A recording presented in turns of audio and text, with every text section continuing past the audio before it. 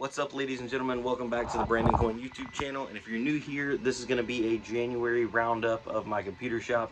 We've only been open for a short period of time now, and I figured I would do almost like a recap at the end of every month, just showing you guys kind of what we're going through, what we're experiencing, talking about some things. And if you guys have any comments, concerns, questions, criticisms, please drop it down below, because that's how I can learn and grow from here. So let me show you the current state of the shop, which it is a mess, I know that, but I'll show you what we're working towards as well. All right, so as you come in the shop right now, it is overwhelming because there's way too much stuff in here. I got more storage racks, and they're gonna go floor to ceiling, one right here, and then I'm taking this chair away and doing another one right there. So we're only gonna have one chair. That desk and 3D printer is gonna be moved because there's gonna be a storage rack right there. I'm gonna finish going through all this, hang that shelf up, and then the 3D printer is gonna go right there. This is still gonna be a little test station, but for right now, it's literally just I've been piling junk on it, so I need to get that all cleaned up. Still been going through a lot of stuff, trying to get it cataloged and entered into inventory, but that's kind of how everything's going right now. Got to break that rig down, get that thing off the floor. I hate that it's on the floor right there, but I don't have square footage, so I have to go vertical. Got to start stacking everything up. Figured out a way to actually still box up some graphics cards, so that way I don't have loose graphics cards sitting everywhere. These flat rate boxes, I think they're the medium sized. I'm not sure. They're 11 by 8.5 by 5.5. They fit most full-size graphics cards, so that is nice. So I can box them up, put a little picture on it, put a price on it, and it's out here and open. So because I was running out of real estate in the box and running out of real estate up there, it's just not realistic to have every single graphics card out in the open. Just trying to make it user-friendly for when people walk in and they want to see, like, oh, what is this, 5,600? Oh, what is it, 100 bucks? That one's got bad fans. Yeah, okay, 6,600, 175 bucks. Okay, yeah. Just trying to make it, walk-in ready, so to speak. But still got a lot of work to get there. Let's go outside, and I'll keep talking. All right, time to get a little air, a little breather. Going to go pick my son up from preschool. But regardless, anyway, back on topic. So for the month of January, we ended up doing pretty good. We paid our rent, so that's like the number one thing. If you can't pay rent for your shop, then your shop can't really be open. Had some people ask me on the last recap video, sorry, getting this stuff out of my pocket, that they were asking, how much do you pay yourself? How much are you paying yourself? Well, this isn't my first foray into owning a small business or working for myself. And in the beginning, I'm not paying myself from the computer shop. I still do work part-time for my other company, and the other company does still make a good deal of money, which is great. But I don't want to take away, and I'm reinvesting the money I'm making back into more hardware so I can have more inventory. And it has exponentially grown, because in the beginning, I barely had enough stuff to fill that place up outside of like personal items that I already owned. And then now I can't even fit everything in there. I have boxes of stuff back at my house that it's like overwhelming, which it's a good problem to have, to be busy. So financially, January, we did good. Technically didn't make a lot of money because we spent a lot of money, but we have significantly more hardware in stock and available for people for either walk-in or online. Now, I have been very heavy online, and my walk-in has not been very heavy, because I've done no advertising. Hold on one second, I'm getting a phone call. Let me be right back. There we go. Okay, so hopefully the audio is not too bad. I'm in my little dump truck right now, but I figured I could, do some dual purpose stuff here. Don't worry, my eyes are on the road. I'm just talking to you guys as we're driving.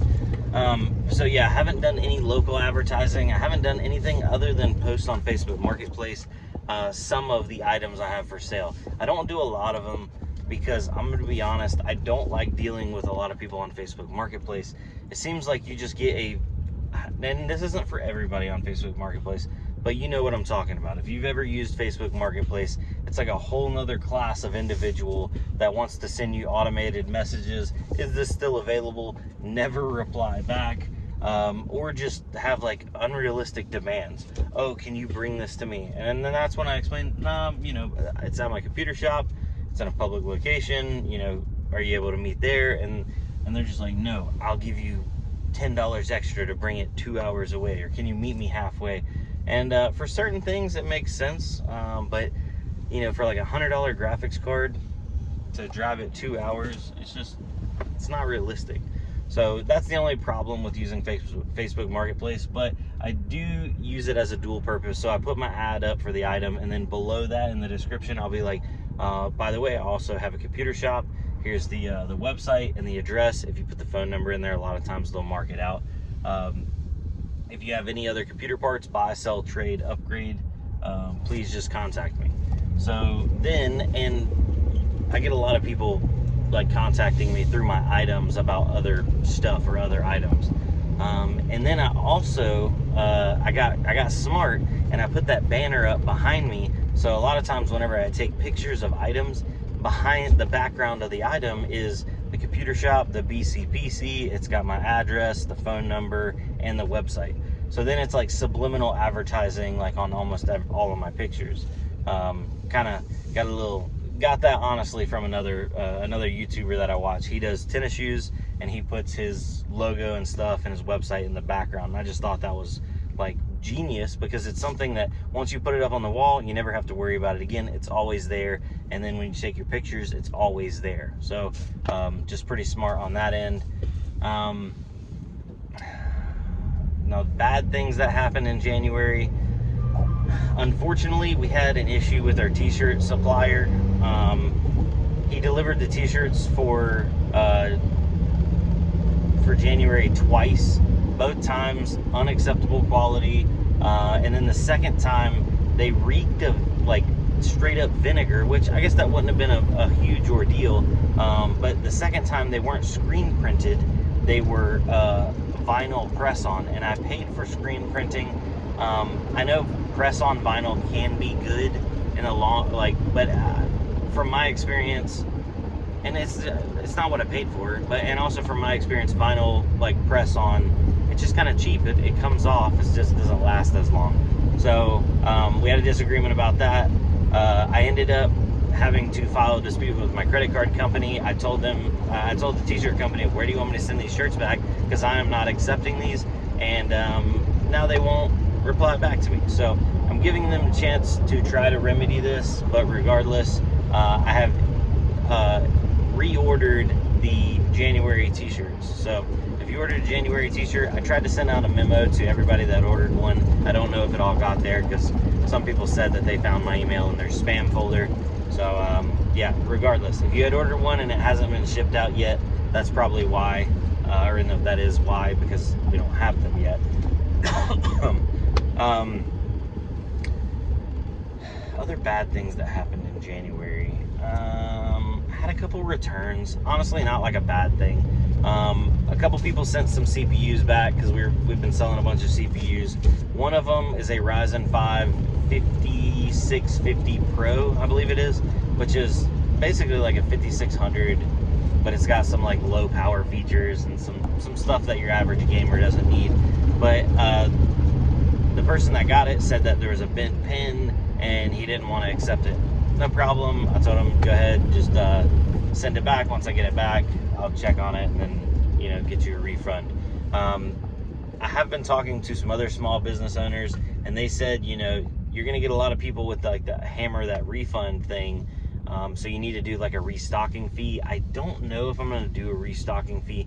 I hate paying restocking fees as a customer, so I don't know if I want to do that as a business owner. I guess we'll just kind of play that by ear and see how bad my returns end up being. But I figure if I can control the items going out, I shouldn't have that many returns, or at least give people a good idea of what they're buying.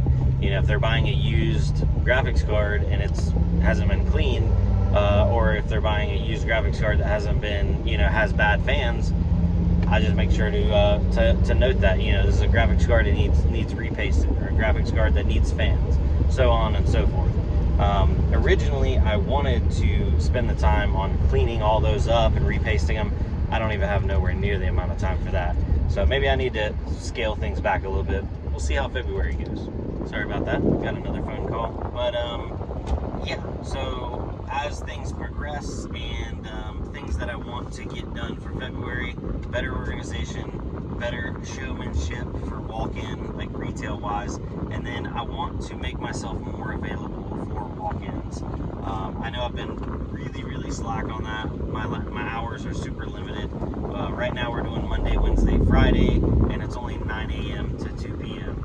I know it's tough. It's tough to be able to like fit in that window, because some people are like, you know, oh, I work, oh, I this, oh, I that. I know, I understand. So we're working on that. Other things for February that are hopefully going to be better. I'm not sure. Oh, we're working on more CPU motherboard combos. So I talked about a bunch of people. I've done a bunch of combos. Everybody seems to love them. I've done like the Xeons. I'm working on getting the Ryzen combos in. So like B450s, B550 motherboards with Ryzen CPUs already strapped to them. So then you have the option of buying CPU motherboard RAM and a cooler already ready to go, or CPU motherboard RAM, no cooler, all the just more options essentially. What else? I think that's about it. So I'm trying to make sure that I grow at a pace that I can keep up with. I don't want to get too big too fast and not be able to keep up with it. As for help, I've had some part-time help from a couple friends of friends that now they became friends, but that's always tricky because hiring friends comes with its own set of issues. So I don't know. I'm not there that I need somebody full-time, but I think once I get my